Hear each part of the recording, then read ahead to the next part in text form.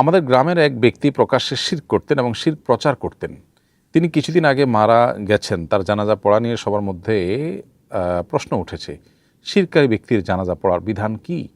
প্রিয় দর্শক, শিরক দুই প্রকার, একটা বড় শিরক, শিরকে আকবার, আর একটা হলো শিরকে আসগার বা ছোট শিরক। বড় শিরকে যদি কেউ লিপ্ত থাকে তাহলে সে ইসলাম থেকে খারিজ হয়ে থাকে এবং এর ফলশ্রুতিতে একজন অমুসলিমের মতো করে তারও জানাজা পড়া যায় না। আর যদি ছোট শিরকে লিপ্ত হয় তাহলে সেক্ষেত্রে তার জানাজা পড়তে হবে, মুসলমানরা তার জানাজা পড়বেন এবং সে এর ফলে মুশরিক হয়ে যায় না, ইসলামের গণ্ডিতে খারিজ হয়ে যায় না। তিনি কী ধরনের শিরকে লিপ্ত ছিলেন এ বিষয় নিয়ে বিস্তারিতভাবে কোনো আলিমের কাছ থেকে জানার চেষ্টা করবেন। আপনি যদি এ সম্পর্কে বিস্তারিত ধারণা পেতে চান 2-3-4 পৃষ্ঠার আর্টিকেলের মাধ্যমে, তাহলে সেক্ষেত্রে মৌলিক আউটলাইন পেতে হলে আমাদের ইমানের অপরিহার্য পাঠ বইটি পড়তে পারেন। সে বইয়ে আলহামদুলিল্লাহ ইমান ভঙ্গের যে সম্ভাব্য এবং প্রচলিত এই সময়ের যে সমস্ত কারণগুলো পাওয়া যায় সেগুলোকে আমরা বিস্তারিতভাবে এমনভাবে তুলে ধরেছি যেখান থেকে মৌলিক একটা আউটলাইন এবং রোড ম্যাপ পাওয়া যায়। তো সেটা আপনি পড়ে দেখতে পারেন। এর বাইরে শিরকটা কোন পর্যায়ে, এর ফলে তাকে ইসলাম থেকে খারিজ হয়ে গেছে বলা যায় কি না, এই বিষয়গুলো আমাদের সর্বস্তরের সাধারণ মানুষ যেনতেনভাবে সিদ্ধান্ত নেওয়ার মতো বিষয় নয়। বিচক্ষণ বিদগ্ধ আলেম মুফতিগণ সেটার উপরে আলোচনা পর্যালোচনা করে তারপরে সিদ্ধান্ত গ্রহণ করবেন। কারণ একটা মানুষকে আসলে ইসলাম থেকে খারিজ হয়ে গেছেন এই বলাটা অনেক বড় কথা। এটা সচরাচর যদি ইসলামী শরিয়া বা ইসলামী রাষ্ট্র কায়েম থাকে তাহলে সেক্ষেত্রে কোনো ব্যক্তি আসলে এককভাবে বলার জিনিসও না, এটা ঘোষণার জিনিস, বোর্ড বসে যেটা রীতিমতো ঘোষণা দেওয়ার মতো বিষয়।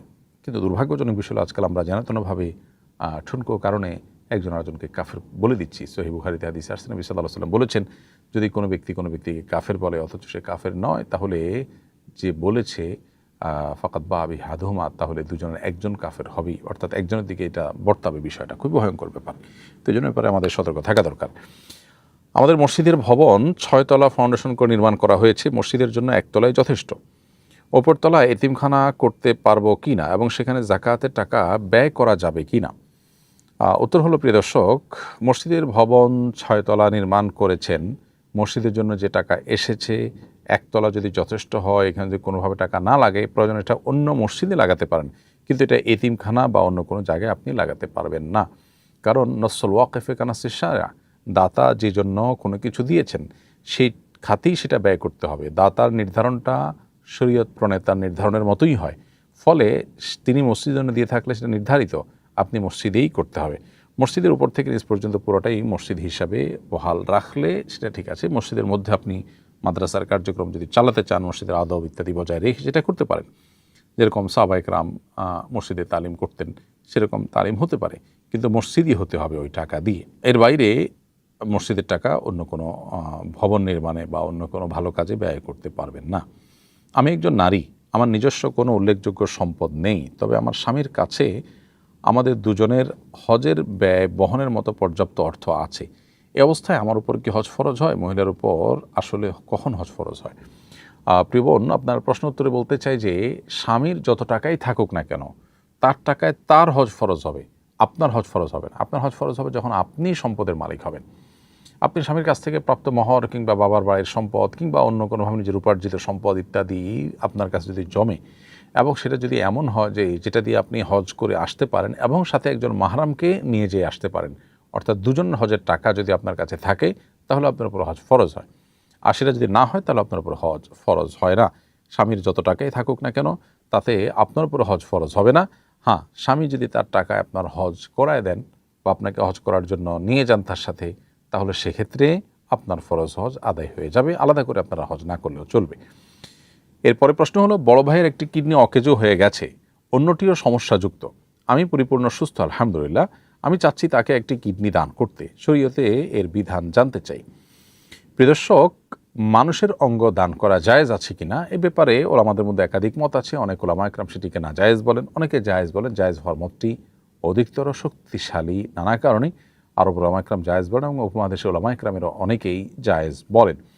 তবে যারা জায়েজ বলেন তাদের সবাই শর্ত সাপেক্ষে জায়েজ বলেন এবং এর মধ্যে একটা শর্ত হলো এটা বিক্রি করা যাবে না, দান হতে হবে নিছকই কোনো বিনিময় ছাড়া। অতএব এটির অনুসরণ করে আপনি চাইলে আপনার ভাইকে কিডনি দিতে পারেন। এরপরের প্রশ্ন হলো, এক ব্যক্তি দুজন স্ত্রী রেখে মারা গেছেন, একজন নিঃসন্তান, আরেকজনের 3 ছেলে। এখন সম্পদ কিভাবে বন্টন করা হবে? যিনি মারা গেলেন তার একজন স্ত্রীর যেহেতু কোনো সন্তান নেই, আরেকজন স্ত্রীর সন্তান আছে, অতএব সব মিলিয়ে মৃত ব্যক্তির সন্তানদের জন্য একটা ভাগ থাকবে আর উভয় স্ত্রীর জন্য একটা ভাগ থাকবে। উভয় স্ত্রীর জন্য থাকবে হলো 1/8, অর্থাৎ 8 ভাগের 1 ভাগ পাবেন দুনো স্ত্রী, হাফ হাফ করে 8 ভাগের 1 ভাগের। আর অবশিষ্ট যা থাকবে সেটা 3 ছেলে তারা পাবে, যদি অন্য কোনো ওয়ারিশ না থাকে। মৃত ব্যক্তির মা থাকতে পারেন, বাবা থাকতে পারেন, সেক্ষেত্রে তাদের অংশ থাকবে, এরপরে বাকিটা 3 ছেলে সমানভাবে পাবেন। এরপরে প্রশ্ন হলো, আমার ক্যাম্পাসের অজুখানা ও ওয়াশরুম খুবই নোংরা, ব্যবহার অনুপযুক্ত, আমি কি তায়াম্মুম করতে পারবো? উত্তর হলো না, তায়াম্মুম করা যাবে না। বরং আপনি প্রয়োজনে সেখান থেকে কোনো পাত্র, বোতল ইত্যাদি দিয়ে পানি নিয়ে বাহিরে আলাদা করে কোথাও উজু করবেন। আপনি সামান্য একটু ঠুনকো অজুহাতের ভিত্তিতে তায়াম্মুম শুরু করতে পারেন না। তায়াম্মুম তখনই করবেন যখন পানি ব্যবহার করার কোনো পথ আপনার সামনে খোলা থাকবে না। এখানে তো খোলা আছে, একটু কষ্ট হবে, একটু হ্যাসেল হবে, কিন্তু আপনি চাইলে পানি দিয়ে উজু করতে পারবেন। এরপরের প্রশ্ন হলো, বিয়ে উপলক্ষে স্ত্রীকে দেওয়া কাপড় চোপড়, সাজসজ্জার জিনিসপত্র অলংকার মহারণা হিসাবে ধরতে পারবো কিনা? আর শ্বশুরবাড়ি থেকে যে জিনিস জামাইকে ব্যক্তিগতভাবে দিয়েছে সেগুলো যেমন আংটি, চেইন ইত্যাদি স্ত্রীর মহারণা হিসাবে ধরা যাবে কিনা? খুবই প্রয়োজনীয় এবং জীবন ঘনিষ্ঠ একটি প্রশ্ন। প্রিয় দর্শক, আপনার প্রশ্ন উত্তরে বলতে চাই, নগদ টাকা এবং স্বর্ণ গহনা এগুলো মহর হিসাবে ধরতে পারেন। এগুলো যা দিয়েছেন বিয়ের সময়, এটাকে মহর থেকে মাইনাস আপনি করতে পারবেন এগুলোর যে মূল্য সেটার আলোকে। আর এর বাইরে কাপড় চোপড় বা সাজগোজের যে জিনিসপত্র যেগুলো দিয়েছেন সেগুলো মহর হিসাবে আপনি ধরতে পারবেন তখন যদি স্ত্রীকে আপনি এ বিষয়ে ঘোষণা দিয়ে বলেন যে তোমার মহর বাবদ এগুলো আমি দিতে চাচ্ছি। তিনি যদি অ্যালাউ করেন তাহলে সেক্ষেত্রে সেটা মহর থেকে কাটা যেতে পারে। আবার একেবারে নতুন নতুন বললে তো অ্যালাউ না করে উপায়ও নাই, এমন একটা ব্যাপার, সেজন্য এরকম পরিস্থিতি সৃষ্টি করে তার অনুমতি নিলে হবে না। বরং তিনি যদি জেনে বুঝে এবং সম্পূর্ণ সন্তুষ্ট চিত্তেই এটাকে অ্যালাউ করেন তাহলে সেটা আপনার মহর হিসাবে ধার্য হবে। আর না হলে সেটা শুধু সাজগোজ হিসাবে যাবে। আর সাজগোজ হিসাবে অতিরিক্ত কিছু দিতে চাইলে স্ত্রী যদি অ্যালাউ না করেন আপনি না দিলেন, কিন্তু তাকে জিজ্ঞেস করে দিতে হবে, কারণ মহর হিসাবে ফিক্স করেছেন আপনি একটা নির্দিষ্ট অ্যামাউন্ট। সো ওই অ্যামাউন্ট টাকা দিবেন অথবা নগদ স্বর্ণ দিবেন, সেটা স্থলাভিষিক্ত। অন্যান্য জিনিসপত্রটা স্থলাভিষিক্ত না, সেটা তিনি নেবেন কি না এটা তার ব্যাপার। ব্যাপারটা এরকম যে একজন আপনার কাছ থেকে 500 টাকা পাবে, আপনার ফলের দোকান আছে, সেই ফলের দোকানের সামনে গেলেও আপনি 500 টাকার আপেল কিনে তাকে একটা প্যাকেটে দিয়ে দিলেন। তিনি জিজ্ঞেস করলেন কী জিনিস এটা, বললেন যে ওই যে 500 টাকা পাবেন না, যে আপেল দিয়ে দিলাম। ব্যাপারটা এরকম হয়ে গেল, আমি 500 টাকা পাবো, আপনি আমাকে আপেল দেওয়ার কি? আমি যদি আপেল অ্যাকসেপ্ট করি যে ঠিক আছে 500 পাবো তো আমি এটা নেব, তাহলে ঠিক আছে। এই জন্য স্ত্রীর অনুমোদন লাগবে এখানে, না হলে এটি মহর হিসাবে ধর্তব্য হবে না। আজকাল অনেকে বিয়ের বাজারের পুরাটাকেই মহরের মধ্যে গণ্য করে ফেলে, স্ত্রী বা স্ত্রীর পরিবার পক্ষ তাদের অনুমোদন ছাড়া, এটা জায়েজ নাই। আর শ্বশুরবাড়ি থেকে জামাইকে যদি কোনো আংটি বা জাতীয় কোনো কিছু দেয়, সেটা জামাই যদি তার স্ত্রীকে মহর হিসাবে পরিশোধ করতে চায় ওটা দিয়ে পরিশোধ করতে পারে, কিন্তু সেটা আবার যৌতুক হিসাবে আসলো কিনা সেটা প্রশ্নের বিষয়। যদি যৌতুক হিসাবে আসে, চুক্তি করে নেওয়া হয় অথবা তাদের কষ্ট হয় তারপরে তারা সমাজে রক্ষার জন্য দিয়ে থাকে, তাহলে ওটা গ্রহণ করাই উচিত হবে না। আর যদি তাদের অডেল থাকে, কেউ তাদেরকে দিয়েছে উপহার হিসাবে স্বামীকে, জামাইকে, তাহলে সেক্ষেত্রে জামাই স্ত্রীকে যেহেতু গহনা, সো সেটাকে মহর হিসাবে পরিশোধ হিসাবে দিতে পারবে। তিনি পেয়েছেন, তিনি মালিক হয়ে গেছেন, এখন স্ত্রীকে তিনি আবার মহর হিসাবে দিতে পারবেন। মাসিক চলাকালীন সময়ে সূরা কেরাত শোনা যাবে কিনা? হ্যাঁ, মাসিক চলাকালীন সময় কোরআনে কারিমের অডিও আমি শুনতে পারি, সরাসরি কোরআন তেলাওয়াত আমি শুনতে পারি, এগুলোতে কোনো অসুবিধা নেই। কোরআন তেলাওয়াত করার ব্যাপারটাতে জমহুর বা সংখ্যাগরিষ্ঠ উলামা ইকরামের মত হলো যে কোরআন তেলাওয়াত করা যাবে না মাসিক অবস্থায়, তবে শোনার ব্যাপারে কোনো নিষেধাজ্ঞা নেই। সো আমরা নির্দ্বিধায় কোরআনে কারিমের তেলাওয়াত শুনতে পারি, রুকিয়ার আয়াতগুলো শুনতে পারি, এমনিতে কোরআন তেলাওয়াত জানালে শুনতে পারি, সরাসরি শুনতে পারি অথবা অডিও ভিডিওতে শুনতে পারি, কোনো অসুবিধা নেই। এরপরে প্রশ্ন হলো, বাংলাদেশ ব্যাংক লেনদেনকে ক্যাশলেস করার চেষ্টা করছে, এই চিন্তা থেকে চালু করেছে বাংলা কিউআর। এর মাধ্যমে মুদি দোকানিরাও এখন থেকে অ্যাপের মাধ্যমে পেমেন্ট গ্রহণ করবেন। সামগ্রিক বিষয়টিকে আপনি কিভাবে দেখেন? আলহামদুলিল্লাহ, মানুষের জন্য এটা তো সহজ হবে। খুচরা টাকা ইত্যাদি নিয়ে চলাফেরা করা, পেমেন্ট করা মানুষের জন্য কষ্টের হয়, অনেক সময় টাকা বহন করা কষ্টের হয়। সন্দেহাতীতভাবে এটা মানুষের জীবনযাত্রাকে সহজ করবে, সেই দিক থেকে তো একটু অ্যাপ্রিসিয়েট করার মতো একটা বিষয়। কিন্তু ক্যাশলেস করা সহ এরকম আরও বিভিন্ন যে নাগরিক সুবিধা দেওয়া হচ্ছে, এগুলোর মাধ্যমে পৃথিবীতে মানুষকে নিয়ন্ত্রণের অধীনে নিয়ে আসা এবং এর পিছনে অন্য কোনো দুর্বিসন্ধি, গোটা অর্থ ব্যবস্থা যেটা আজকে পৃথিবীতে এস্টাবলিশড হচ্ছে সেটার পেছনে আছে কিনা সেটা বড় ধরনের প্রশ্নের বিষয়, সেটা নিয়ে অনেক আলাপের বিষয় আছে।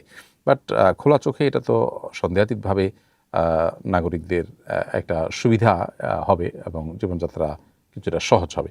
আল্লাহ রাব্বুল আলামিন সব ক্ষেত্রে আমাদেরকে ইনসাফ প্রতিষ্ঠা করার তৌফিক দান করুন এবং বিশ্বব্যাপী যে মানুষকে আধুনিক যুগের দাসে পরিণত করার, মানুষের সম্পদকে কুক্ষিগত করার, কিছু লোকের কাছে সম্পদ নিয়ে যাওয়ার যে একটা অপচেষ্টা চলছে, এই শয়তানিটা আমাদেরকে আল্লাহ বোঝার তৌফিক দান করুন। আজকে যে ব্যাংকিং সিস্টেমটা আছে ইটসেলফ এটা প্রশ্নবোধক চিহ্নের মুখোমুখি বা প্রশ্নের মুখোমুখি এটাকে করা যায় কিনা, দাঁড় করানোর মতো কিনা সেটা আমাদের ভাববার সুযোগ আছে। কারণ আপামর সর্বস্তরের মানুষের কাছ থেকে যে টাকাটা নেওয়া হয় সে টাকাটা নিয়ে আসলে লোন দেয়া তো হয় কর্পোরেট হাউসগুলোকে, বড় বড় ব্যবসা প্রতিষ্ঠানকে, যারা মূলত সাধারণ মানুষের কাছ থেকে টাকা নিয়ে তারা ব্যবসা করে। বেসিক্যালি সেই জিনিসটাই ঘটছে এবং যা টাকা নেওয়া হচ্ছে তার বেশিরভাগই লোন দেওয়া হচ্ছে, পুরোটুকু ব্যাংকের কাছে থাকছেও না। বলা হচ্ছে আমানত খরচ করা যায় না, অথচ তারা লোন দিয়ে শেষ করে ফেলছে এবং যা তাদের কাছে থাকছে গ্রাহকদের, সে টাকা গ্রাহকরা যদি চায়, তার অর্ধেকও যদি চায় বা 1/3 যদি চায়, তাহলে প্রত্যেকটা ব্যাংক কলাপস করবে। তার মানে টাকা তাদের কাছে থাকে না, তারা এটা নিয়ে সুবিধা দিচ্ছে অন্য কাউকে বা প্রতিষ্ঠিতদেরকে, কর্পোরেটদেরকে। সো এই পুরো সিস্টেম নিয়ে প্রশ্ন তোলবার সুযোগ আছে, সেটি ভিন্ন আলাপের বিষয়। এরপরে প্রশ্ন হলো, স্ত্রী যদি ডিভোর্স লেটার পাঠান, স্বামী তাতে স্বাক্ষর না করলে ডিভোর্স হিসেবে গণ্য হবে কিনা? স্ত্রী যদি ডিভোর্স লেটার পাঠান তাহলে সেক্ষেত্রে দেখতে হবে যে স্ত্রীর অর্পিত তালাকের তফবিজ নেওয়ার ক্ষমতা ছিল কিনা। যদি কাবিননামার 18 নম্বর কলাম পূরণ হয়ে থাকে এবং স্ত্রীকে স্বামী অর্পিত তালাকের পাওয়ার দিয়ে থাকেন, তাহলে সেই পাওয়ার বলে স্ত্রী যদি ডিভোর্স লেটার তৈরি করে এবং নিজের প্রতি নিজে তালাক গ্রহণ করছেন এই মর্মে লেখা দেন, তাহলে সেই কাগজ স্বামীর কাছে পাঠিয়ে দিলে যে শর্ত সাপেক্ষে অর্পিত তালাকের পাওয়ার স্ত্রী দেওয়ার ছিল সেই শর্তটা যদি পাওয়া যায় তাহলে অটোমেটিক তালাক হয়ে যাবে, তিনি লিখে দিলেই। এখানে স্বামীর স্বাক্ষরের প্রয়োজন নেই। আর যদি ব্যাপারটা এরকম হয় যে স্ত্রীর অর্পিত তালাকের পাওয়ার ছিল না, কিন্তু স্ত্রী স্বামীর কাছে তালাক চেয়েছেন এবং স্বামী সেখানে স্বাক্ষর দিয়ে অনুমোদন করেছেন, তাতে তালাক পতিত হয়ে যাবে। বিষয়টি দেখার যে মূলত বিষয় যে এখানে অর্পিত তালাকের পাওয়ারটা স্ত্রী পেয়েছিলেন নাকি পাননি, তার উপর নির্ভর করবে এটি। এরপরের প্রশ্ন হলো, মৃত ব্যক্তিকে কবরে শোয়ানোর সঠিক নিয়ম কি? চিৎ করে শোয়ানোর কোনো বিধান আছে কিনা? সম্পূর্ণ চিৎ করে আকাশের দিকে চিৎ করে এভাবে শোয়ানোর সুন্নাহসম্মত উপায় নেই। মূলত কবরে শোয়ালে কবরের মধ্যে আবার ছোট্ট করে একটা জায়গায় করে সেখানে এরকম কাত করে পুরো বডিকে ক্যাবলামুখী করে রাখা সুন্নাহ। চিৎ করে শুইয়ে শুধু মাথাটাকে ক্যাবলামুখী করে বা ক্যাবলার দিকে ঘাড়টাকে ঘুরিয়ে দেওয়া এটা সুন্নাহ নয়, পুরো বডিটাকে ক্যাবলার দিকে এভাবে কাত করে দেওয়া এটি হলো সুন্নাহ। এরপরে প্রশ্ন হলো, আমি জাদুগ্রস্ত একজন রাখি, তিনি কোরআনের আয়াত সলতে বানিয়ে পুড়িয়ে তার ছাই শরীরে মাখতে বলেছেন, চিকিৎসার উদ্দেশ্যে এমনটা করা যাবে কিনা? কোরআন করে আয়াতকে, লিখিত আয়াতের অংশকে পুড়িয়ে ছাই করে শরীরে মাখা, এটা কোরআনের প্রতি অবমাননা এবং অসম্মানের শামিল। এ কাজ থেকে বিরত থাকতে হবে। জাদুগ্রস্ত হলে সেটার শরীয়ী সম্মত রুকিয়ার বহু উপায় আছে। কোরআন কারীমের আয়াত, বিশিষ্ট আয়াতগুলো তেলাওয়াত করে পানিতে ফু দিয়ে সেটা দিয়ে গোসল করার, বড়ই পাতা সহ গোসল করার একটা প্রসিদ্ধ নিয়ম আছে। এর বাইরে আরও কোরআন এবং হাদিসের আলোকে যে রুকিয়া বা ঝাড়ফুঁক হতে পারে সেগুলো কোনোটি আপনি গ্রহণ করতে পারেন, কিন্তু এই পদ্ধতিটি দেখে বোঝা যাচ্ছে যিনি এটা দিয়েছেন তিনি কোরআন এবং হাদিসের আলোকে শরীয়ত সম্মত ঝাড়ফুঁক করেন না। বিধায় থেকে আপনার বিরত থাকা উচিত এবং বেঁচে থাকার চেষ্টা করা দরকার। এরপরে প্রশ্ন হলো, কোরআন তেলাওয়াতরত অবস্থায় আজান শুরু হলে করণীয় কি? তেলাওয়াত বন্ধ রেখে আজানের জবাব দেব নাকি তেলাওয়াত চালিয়ে যাব? কোরআন কারীমের তেলাওয়াত চলা অবস্থায় যদি আজান শুরু হয় তাহলে সেক্ষেত্রে আপনি তেলাওয়াত বন্ধ রেখে আজানের জবাব দিবেন, এরপর আবার তেলাওয়াত কন্টিনিউ করবেন। কারণ আজানের জবাব তো আর পরে দিতে পারবেন না, তেলাওয়াত আপনি পরে করতে পারবেন। যেটা ছুটে যাবে সেটা এখন করে, যেটা পরেও করা যাবে সেটাকে আপনি পরে করবেন, অর্থাৎ তেলাওয়াতটা পরে অব্যাহত রাখবেন। নামাজের শব্দ করে ঢেকুর এলে কি নামাজ ভেঙে যাবে? নামাজের ঢেকুর এলে এবং তাতে হালকা একটু শব্দ হলে নামাজ ভাঙবে না, কিন্তু যদি মানুষের মুখ থেকে উচ্চারিত কোনো বর্ণ স্পষ্ট করে বর্ণের মতো করে আওয়াজ বের হয়, ওই রকম আওয়াজ যদি অনেক বেশি হয় তাহলে সেটা সালাত ভঙ্গের বা নামাজ ভঙ্গের কারণ হবে। এমনিতে হালকা একটু আওয়াজ হলে, ইচ্ছার বাইরে, তাতে স্পষ্ট কোনো বর্ণ মানুষ যেগুলো উচ্চারণ করে এরকম কোনো উচ্চারিত কোনো বর্ণের রূপ যদি পরিগ্রহ না করে আওয়াজটা, এমনিতে হালকা একটু আওয়াজ হলো সাধারণ ঢেকুরে যেরকম হয় ওইরকম যদি হয় তাহলে সেক্ষেত্রে নামাজ ভাঙবে না। এরপরে প্রশ্ন করেছেন একজন বোন, তিনি লিখেছেন, আমার হাজব্যান্ডের কিছু ঋণ ছিল, তার মৃত্যুর পর পাওনাদারদেরকে অনেক খুঁজেছি কিন্তু পাইনি। এরপর আমি সেই টাকা মসজিদে দান করেছি। 10 বছর পর এখন পাওনাদার এসেছে এবং টাকা চাইছে, আমার এখন করণীয় কী? উত্তর হলো, প্রিয় দর্শক, আপনি এখন পাওনাদারকে পেলে তাদেরকে ঋণ পরিশোধ করতে হবে। তাদেরকে এখন ঋণ পরিশোধ করবেন, আর যে টাকা আপনি দান করেছেন সেটা সওয়াব আপনি পেয়ে যাবেন। এবং পাওনা টাকার ক্ষেত্রে, হারানো টাকার ক্ষেত্রেও একই কথা, যে কেউ হারানো টাকা কুড়িয়ে পেয়েছেন, সেটা তিনি দান করে দিয়েছেন, এরপরে মালিক পেয়েছেন, তাহলে তখন মালিককে ফেরত দিতে হবে এবং যেটা দান করেছেন সেটা তার পক্ষ থেকে দান হিসাবে বিবেচিত হবে। এরপরে প্রশ্ন হলো, আমার একজন হিন্দু কলিগ আছে, আমরা একসঙ্গে চলাফেরা করি, আমার কখনো হাঁচি এলে আমি আলহামদুলিল্লাহ বললে সে জবাবে ইয়ারহামুকাল্লাহ বলে, সে হাঁচি দিলে আমি ইয়ারহামুকাল্লাহ বলতে পারবো কিনা? প্রিয় দর্শক, আমাদেরকে ইসলাম সৌজন্যতা শিখিয়েছে। অন্য ধর্মাবলম্বীরাও যদি আমাদেরকে কোনো অভিবাদন জানায়, তাদেরকে সৌজন্যতা রক্ষা করে রিপ্লাই দেওয়ার শিক্ষা এবং তার প্রয়োজনীয় নির্দেশনা আমাদেরকে ইসলাম দিয়েছে। এক্ষেত্রে হাঁচির ক্ষেত্রে নবী সাল্লাল্লাহু আলাইহি ওয়াসাল্লামের সুস্পষ্ট একটি আদর্শ এবং আমল আমরা খুঁজে পাই, যেটি মুসনাদে আহমদ আবু বুরদা রাদিয়াল্লাহু তাআলা আনহু তার বাবার সূত্রে বর্ণনা করেছেন যে নবী করিম সাল্লাল্লাহু আলাইহি ওয়াসাল্লামের সময়ে ইয়াহুদিরা তার আশেপাশে থাকলে হাঁচি নবী সাল্লাল্লাহু আলাইহি ওয়াসাল্লামের কাছাকাছি এসে তারা দিত। তাদের উদ্দেশ্য হতো যে তারা হাঁচি দেওয়ার পর নবী সাল্লাল্লাহু আলাইহি ওয়াসাল্লাম যেন জবাবে তাদেরকে ইয়ারহামুকাল্লাহ বলে, অর্থাৎ তোমাদের প্রতি আল্লাহ রহম করুন, এইটা যেন তারা শুনতে পায়, নবী সাল্লাল্লাহু আলাইহি ওয়াসাল্লাম যেন এটা বলেন, এটার জন্য তাকে শুনিয়ে তারা হাঁচি দেওয়ার চেষ্টা করত। তো নবী করিম সাল্লাল্লাহু আলাইহি ওয়াসাল্লাম যে আমলটি করতেন সেটা হলো যে তিনি বলতেন, ইয়াহদিকুমুল্লাহু ওয়া ইউসলিহু বালাকুম, আল্লাহ তোমাদেরকে হেদায়েত দান করুন এবং তোমাদের অবস্থার সংশোধন করুন। তো এই হাদিস থেকে আমরা জানলাম যে অমুসলিমরা কেউ যদি হাঁচি দেয় তাহলে সেক্ষেত্রে তারা জবাবে আমরা ইয়াহদিকুমুল্লাহ ওয়া ইউসলিহু বালাকুম বলবো। এটাই হলো সুন্নাহ সম্মত। তাতে রিপ্লাই হলো, সৌজন্যতাও রক্ষা হলো এবং সুন্নাহর উপরে আমলও হয়ে গেল। এরপরে প্রশ্ন হলো, অন্ধ কিংবা অন্যান্য শারীরিক প্রতিবন্ধীর পেছনে নামাজ পড়লে নামাজ শুদ্ধ হবে কিনা? উত্তর হলো, যদি তারা যথাযথ রূপে নামাজ পড়াতে পারে, ফরজ ওয়াজিব ইত্যাদি সব সঠিকভাবে আদায় করতে পারে, তাহলে সেক্ষেত্রে সালাত বিশুদ্ধ হয়ে যাবে। এরপরে প্রশ্ন হলো, আমি এক কোম্পানিতে চাকরি করি, তাদের শর্ত হলো চাকরিরত অবস্থায় কোনো ব্যবসা বাণিজ্য করতে পারবো না।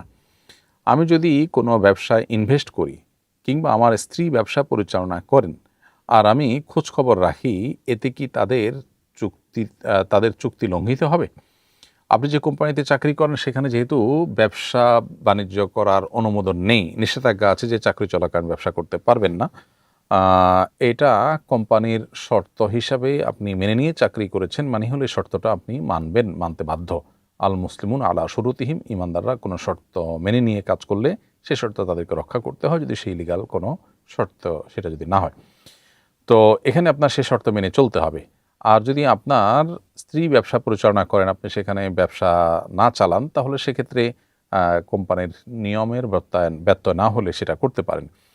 ইনভেস্ট করা, তারপর তদারকি করা, স্ত্রীর ব্যবসায় ইনভেস্ট করা বা ব্যবসাকে হালকা তদারকি করা, এটা যদি এতটুকু কোম্পানির সহনীয় পর্যায়ে মনে করে তাহলে আপনি করতে পারেন। আর যদি স্ত্রীর টাকায় স্ত্রী ব্যবসা করে সম্পূর্ণ সে দেখে, তাহলে তো তার ব্যাপার, ওটা তো এর মধ্যে আসবে না। বাট আপনি এখানে ইনভলভ যদি হন, তাহলে এটুকু ইনভলভেশন যদি কোম্পানি অ্যালাউ করে তাহলে আপনি করতে পারেন, আর না হলে আপনি করতে পারবেন না। আমি computer, TV, mobile, DVD player ইত্যাদি বিক্রয়ের দোকানে কাজ করি। এসব পণ্যের ব্যবহারকারীদের অবৈধ ব্যবহারের ফলে বিক্রেতা হিসাবে আমার আমলনামায় কোনো গুনাহযুক্ত হবে কিনা? উত্তর হলো যে সমস্ত জিনিসের বৈধ অবৈধ দুই রকমের ব্যবহারের সুযোগ আছে বা অপশন আছে, সেই জিনিসগুলো বেসিক্যালি কেনাবেচা করা জায়েজ আছে। কেউ যদি অবৈধ কাজে ব্যবহার করে তার দায়টা তার। যেমন ধরুন ছুরি, এটা দিয়ে সবজি কাটা যেতে পারে, আবার মানুষের শরীরে অন্যায়ভাবে প্রয়োগ করা যেতে পারে। তো কেউ যদি অন্যায়ভাবে প্রয়োগ করে তার দায়টা তার, বিক্রেতার উপরে বর্তাবে না। ঠিক একইভাবে যে সমস্ত ডিভাইস যেমন মোবাইল ইত্যাদি, এগুলো ভালো কাজে, খারাপ কাজে, সব কাজে ব্যবহার করা যায়, তো এগুলো বিক্রি করা মৌলিকভাবে নাজায়েজ বা গুনাহের বিষয় হবে না। কোনো ওয়াক্তের নামাজ কাজা হয়ে গেলে সে ওয়াক্তের সুন্নত সহ কি কাজা আদায় করতে হবে? কোনো নামাজ ফরজ কাজা হয়ে গেলে তার সাথে সুন্নত কাজা করা আবশ্যক নয়। তবে ফজরের নামাজটা একটু ভিন্ন। ফজর নামাজের যদি ফরজ কাজা হয়ে যায় তাহলে সেক্ষেত্রে তার সুন্নত সহ কাজা করা উচিত। আর এমনিতে কখনো যদি এমন হয় শুধু সুন্নত কাজা হয়েছে, ফরজ কাজা হয়নি, সুন্নতটা পড়া হয়নি, তাহলে সেটা সাধ্য অনুযায়ী পরে পড়া দরকার। বিশেষ করে ফজরের সুন্নত তো বটেই, জোহরের সুন্নতের ক্ষেত্রেও নবী সাল্লাল্লাহু আলাইহি সাল্লাম থেকে বর্ণিত আছে যে জোহরের 4 রাকাত সুন্নত যদি কখনো আগে তিনি পড়তে না পারতেন তো পরে পড়ে দিতেন। একবার তিনি জোহরের সুন্নত মিস হয়েছিল, পরে সেটা বিকেলে তিনি পড়ে দিয়েছেন, তারপরে তিনি পড়ে দিয়েছেন। এজন্য শুধু সুন্নত ছুটে গেলে সেটা পরে পড়ার বিধান আছে, সুন্নাহ দ্বারা সাব্যস্ত আছে। আর ফরজের সাথে সুন্নত ছুটে গেলে সেটা শুধু ফজরের নামাজের ক্ষেত্রে প্রযোজ্য আছে, যে ফজর নামাজের সুন্নতটা কাজা করাটা নবী সাল্লাল্লাহু আলাইহি সাল্লাম থেকে সাব্যস্ত হয়েছে। বাকি অন্য নামাজে শুধু ফরজটুকু আদায় করা বা কাজা করাটাই হলো মূলত এক্সপেক্টেড। এরপরের প্রশ্ন হলো, যদি কোনো কোম্পানি পূজা, ক্রিসমাস বা বিধর্মীদের কোনো অনুষ্ঠান উপলক্ষে বোনাস দেয়, তাহলে মুসলিম কর্মকর্তা হিসেবে সেটা গ্রহণ করা জায়েজ হবে কিনা? আপনার এই বোনাস গ্রহণ কোনো অন্যায় কাজের প্রত্যক্ষ পরোক্ষ কোনোভাবে সরাসরি মদত বা সহযোগিতা করা হচ্ছে না, ফলশ্রুতিতে এটা নেওয়া জায়েজ আছে। হ্যাঁ, তাদের পুজো বা যাতে আনুষ্ঠানিকতা উপলক্ষে যদি আপনি সেখানে যান, তাদের দলভারী করেন, প্রণোদনা বা উৎসাহের কারণ হন, সেটা কোনো না কোনোভাবে সেটার সাথে ইনভলভ হওয়া বা সেটার সাথে প্রত্যক্ষ পরোক্ষ জড়িত হওয়ার বিষয় হয়। কিন্তু আপনাকে যে সুযোগ বা সুবিধা দেওয়া হয়েছে এটি গ্রহণ করার ফলে তাদের আসলে কোনো প্রচারণা বা তাদের কোনো দলভারী করা বা এরকম কোনো কিছু ঘটছে না, ফলশ্রুতিতে এটি গ্রহণ করা সম্পূর্ণ জায়েজ। অজু অবস্থায় বাচ্চার পোশাক পায়খানা পরিষ্কার, পেশাব পায়খানা পরিষ্কার করার সময় হাতে নাপাকি লাগলে কি অজু ভেঙে যাবে? এক্ষেত্রে কি শুধু হাত ধুলেই চলবে নাকি নতুন করে অজু করতে হবে? এর সাথে অজু ভাঙার সম্পর্ক নাই। কোনো নাপাক শরীরে বা কাপড়ে কোথাও লাগলে সেই জায়গাটা ধুয়ে ফেলতে হয়। এতটুকু হলে জায়গা পাক হয়ে যাবে বা শরীর পাক হয়ে যাবে যদি শরীরে লাগে। হাতে লাগলে শুধু হাত ধুলেই পাক হয়ে যাবে। এর ফলে অজু ভাঙবে না। অজু ভাঙার সম্পর্ক হলো শরীর থেকে নাপাক বের হওয়ার সাথে। নাপাক বের হলো বা বের হওয়ার প্রবল শঙ্কা তৈরি হলো ঘুম ইত্যাদির মাধ্যমে, তাহলে সেক্ষেত্রে তার কারণে অজু ভাঙবে। যেমন আপনার রক্ত বের হওয়া, পুজ বের হওয়া, এগুলোর ফলে শরীর থেকে নাপাক বের হয়, যেহেতু অজু ভঙ্গ হয় আর ঘুমের মাধ্যমে বের হওয়ার সম্ভাবনা জোরালো থাকে, সেটা অজু ভঙ্গের কারণ। এর বাইরে শরীরে নাপাক লেগেছে, এখানে তো শরীর থেকে কিছু বের হয়নি, বিধায় এটি অজু ভঙ্গের কারণ হবে না। তবে যে জায়গায় লেগেছে সেই জায়গাটিকে ধুইলেই চলবে। রুকুতে যাওয়ার তাকবীর না বললে কি সাহু সেজদা দেয়া লাগবে? রুকুতে যাওয়ার তাকবীর বলাটা ফরজ বা ওয়াজিব নয়, বরং সুন্নাহ। আর সাহু সেজদা হলো যদি ওয়াজিব ছুটে তখন। যেহেতু রুকুতে যাওয়ার তাসবিহ, রুকু থেকে উঠার তাসবিহ এগুলো ওয়াজিব নয়, সেজন্য এগুলোর কোনোটি মিস করে গেলে তার ফলে সেজদা সাহু দিতে হবে না। তবে ইচ্ছাকৃতভাবে যেন মিস না হয় সেদিকটা খেয়াল করা দরকার। আয়নার সামনে দাঁড়িয়ে নামাজ পড়া কি নিষেধ? উত্তর হলো, আয়নার সামনে দাঁড়িয়ে নামাজ পড়লে সাধারণত আয়না নিজের শরীর, চেহারা এবং অন্যান্য জিনিসপত্র দেখা যায়, যার ফলে নামাজের মনোযোগ নষ্ট হওয়ার সমূহ আশঙ্কা থাকে। এই জন্য আয়নার সামনে দাঁড়িয়ে নামাজ না পড়ে এমন কোনো জায়গায় নামাজ পড়া উচিত যেখানে আসলে মনোযোগ নষ্ট হওয়ার মতো কিছু সামনে না থাকে, অথবা আয়না ঢেকে রেখে তারপরে আপনি নামাজ পড়লেন, তাহলে সেক্ষেত্রে নামাজ পড়তে পারেন। আর না হলে এরকম নামাজ পড়ে নামাজ আদায় হয়ে যাবে, কিন্তু ত্রুটিপূর্ণ হলো, কারণ সেটি মনোযোগ নষ্টকারী বিষয় রেখে নামাজ আদায় করার মতো হলো। এই জন্য এটা মাকরুহ হবে এবং অনুচিত হবে। এরপরে প্রশ্ন হলো, বৈধ কোনো সমিতির সদস্য নির্ধারিত সময় মাসিক চাঁদা পরিশোধ না করলে তার কাছ থেকে বিলম্ব ফি আদায় করা জায়েজ হবে কিনা? শরিয়া দৃষ্টিকোণ থেকে বিলম্ব ফি আদায় করা সঠিক নয়। বিলম্ব ফি আদায় করা বা আর্থিক জরিমানা নেওয়া এটা জায়েজ নয়। আমাদের দেশে বিদ্যুৎ বিল ইত্যাদিতে এটি নেওয়া হয়ে থাকে, শরিয়া দৃষ্টিকোণ থেকে এটা জায়েজ নয়। যারা গ্রাহক তারা যেহেতু দিতে বাধ্য, অতএব তাদের গুনাহ হবে না, কিন্তু যারা নিচ্ছেন তাদের গুনাহ হবে। একান্ত যদি মনে হয় যে টাকা পয়সার ছাড়া অন্য কোনো জরিমানা দিয়ে আসলে এটা কন্ট্রোল করা যাবে না, তাহলে সেক্ষেত্রে সেটাকে ভিন্ন ফরম্যাটে করা যেতে পারে। যেমন আপনার সমিতিতে বা কোনো শিক্ষা প্রতিষ্ঠানে যদি এরকম পরিস্থিতি হয় যে আর্থিক জরিমানা ছাড়া কোনো উপায় না থাকে, তাহলে সেক্ষেত্রে তার অ্যাডমিশন ক্যান্সেল হবে অপরাধ করলে, এরপর রিঅ্যাডমিশন লাগবে, রিঅ্যাডমিশন ফি দিবে তখন, অথবা এরকম কোনো ফরম্যাটে যদি থাকে সেটা জায়েজ হতে পারে। আর এই যে ফি, যেটা আপনার বিলম্ব ফি যদি এটা নিয়ে থাকেন, তাহলে এটা আমানত হিসেবে থাকবে এবং একটা সময় পার হওয়ার পর আপনি যার কাছ থেকে আদায় করেছেন তাকে ফেরত দিবেন। অর্থাৎ আপনি নিলেন, কিছুকাল তা রাখার পর একটা সময় তাকে ফেরত দিলেন, তাতে তার বোধোদয় হওয়ার সুযোগও তৈরি হলো, আবার এদিকে আপনি টাকাটা ভোগও করলেন না। এভাবে আপনি মোটামুটি একটি বের হওয়ার পথ খুঁজে দেখার চেষ্টা করতে পারেন। জানাজার নামাজের সময় কেউ জুতা খুলে সাইডে রাখে, কেউ খুলে জুতার উপর দাঁড়িয়ে নামাজ পড়ে, কেউ মোটেই জুতা খোলে না, কোনটা করা উচিত? প্রিয় দর্শক, আপনি ঠিকই বলেছেন, জানাজার নামাজে তিনটি চিত্রই দেখা যায়। কেউ জুতা পরিহিত অবস্থায় সালাত আদায় করেন, আবার কেউ জানাজার নামাজে জুতা খুলে জুতার উপরে দাঁড়ান, আবার কেউ জুতা খুলে জুতাকে সামনে রেখে খালি পায়ে মাটির উপর দাঁড়ান। তিনটার কোনটা সঠিক? উত্তর হলো জানাজার নামাজে আসলে তিনোটি করা যেতে পারে। শুধু একটি বিষয় লক্ষণীয়, সেটি হলো যে জুতা কিংবা যে জায়গায় দাঁড়িয়ে নামাজ আদায় করছেন সেখানে কোনো নাপাক আছে কিনা। আপনি জুতা খুলে সামনে রেখে যদি মাটির উপরে পাও রেখে সরাসরি মাটিতে দাঁড়িয়ে আপনি নামাজ আদায় করেন, সেক্ষেত্রে যেই জায়গায় দাঁড়িয়েছেন সে মাটিটা পাক হতে হবে। নাপাকের কোনো কিছু দেখা যাচ্ছে না, কোনো আলামত নাই, এর মানেই সেটা পাক। এটা পাক আছে কি না এর বাইরে আলাদা করে আপনারা অনুসন্ধান করার চেষ্টা করার কোনো প্রয়োজনীয়তা নেই, বরং শুধুমাত্র ওই জায়গায় নাপাকের কোনো আলামত চিহ্ন নেই, আপাতদৃষ্টিতে সেখানে কোনো নাপাকি থাকার কোনো প্রমাণ আপনার কাছে নাই, অতএব সেটাকে আপনি পাক ধরে সেখানে নামাজ পড়তে পারবেন। আর যদি জুতা পরে নামাজ পড়েন তাহলে সেক্ষেত্রে জুতার তলা পাক থাকতে হবে। সাধারণত আজকাল আমরা যে পরিমাণ হাঁটাচলা করি জুতা নিয়ে, রাস্তাঘাটে যেখানে সেখানে নাপাক মলমূত্র রক্ত যেগুলো নাপাক এরকম জিনিসপত্র বা এরকম কিছু জুতার তলায় লেগে থাকার সম্ভাবনা খুবই ক্ষীণ। যদি কোথাও লাগে ওই পরে এত বেশি হাঁটা হয় যে সেটা আসলে দূর হয়ে যায়, সেটা আসলে থাকে না। ফলে যদি জুতার তলায় কোনো নাপাক না থাকে তাহলে জুতা পরেই নামাজ পড়া যেতে পারে।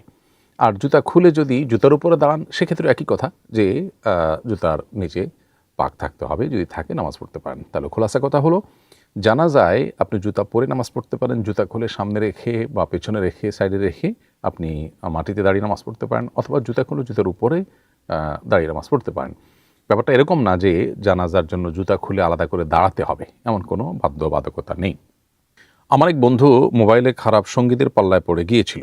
খারাপ চ্যাটিং ছাড়া সে থাকতে পারতো না। অনেক চেষ্টা করে তাকে আমি এআই ভিত্তিক চ্যাটিং অ্যাপের সাথে পরিচয় করিয়ে দেই খারাপ সঙ্গীদের থেকে ফিরিয়ে আনার জন্য।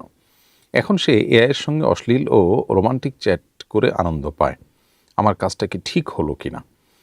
প্রিয় দর্শক, আপনি তাকে খারাপ বন্ধুর পালা থেকে সরিয়ে এনেছেন, কিন্তু ঠিকই আরেকটি গর্তে তাকে আপনি ঢুকিয়ে দিয়েছেন। হয়তো বড় খারাপ থেকে ছোট খারাপে আনার চেষ্টা আপনি করেছেন, এটুকু বলা যেতে পারে। তবে স্টিল সে যে অশ্লীল এবং খারাপ যে সমস্ত চ্যাটিং করছে এআইয়ের সাথে, সেগুলো ইসলাম শরীয়তের দৃষ্টিকোণ থেকে হারাম এবং নাজায়েজ গুনাহের কথা। একজন মানুষ তার যৌনাচার, যৌন সংক্রান্ত আচার এগুলো শুধুই তার স্ত্রীর সাথে করবেন। তিনি বৈধ ক্ষেত্র ছাড়া কোনো মানুষ, এমনকি কোনো আর্টিফিশিয়াল ইন্টেলিজেন্সের সাথেও যদি তিনি এগুলো করেন সেটাও কিন্তু গুনাহের অন্তর্ভুক্ত হবে, সেটাও কিন্তু নাজায়েজ এবং হারাম হবে। সেজন্য তার এই মেন্টালিটি এটা পরিবর্তন করবার জন্য তাকে কাউন্সেলিং করা দরকার, তাকে বিয়ে শাদির করানোর উদ্যোগ নেওয়া দরকার, এবং এখান থেকে তাকে সরায় আনার জন্য কোনো নেককার, কোনো মুত্তাকি পরহেজগার মানুষের সংস্রব সান্নিধ্য সেটা তাকে দেয়া দরকার। মোবাইলের আসক্তি, স্মার্টফোন এবং নেটে লম্বা সময় ধরে সেখানে ব্রাউজ করার যে আসক্তি, সে আসক্তিটা খুবই ভয়াবহ বিষয়। আজকের দুনিয়াতে আমাদের বেশিরভাগ মানুষের ফোকাস, মনোযোগ, খুজু, আমাদের রুহানিয়ত, আমাদের স্পিরিচুয়ালিটি সবগুলোকে ধ্বংস করে দিচ্ছে এই বিষয়টি। এটা থেকে আমাদের সর্বোচ্চ সতর্ক থাকা দরকার, বেঁচে থাকা দরকার। দিন এবং ঈমানের জন্য হুমকি স্বরূপ আজকের পৃথিবীতে বহু বিষয় আমাদের জীবনের অবিচ্ছেদ্য অংশে পরিণত হয়েছে। এ বিষয়গুলো তাকে যদি কোনোভাবে বোঝানো যায়, তাকে যদি কাউন্সেলিং করানো যায়, হয়তোবা তিনি ফিরে আসবেন। আল্লাহ তাআলা তাকে হেদায়েত দান করুন। আর আপনিও আপনার চেষ্টা অব্যাহত রাখা দরকার।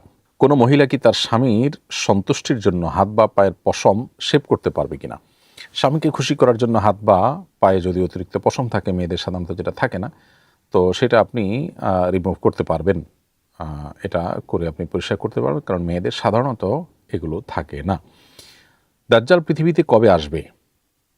কোনো মানুষকে তার আচার আচরণ কিংবা কাউকে ঘায়েল কিংবা বিকৃতির উদ্দেশ্যে দাজ্জাল বলা যাবে কিনা? দাজ্জালুন শব্দ থেকে আসছে, যার অর্থ হলো মিথ্যা। মূলত মহামিথ্যাবাদী, মহাপ্রতারক, এটাই হলো দাজ্জাল শব্দের মর্ম।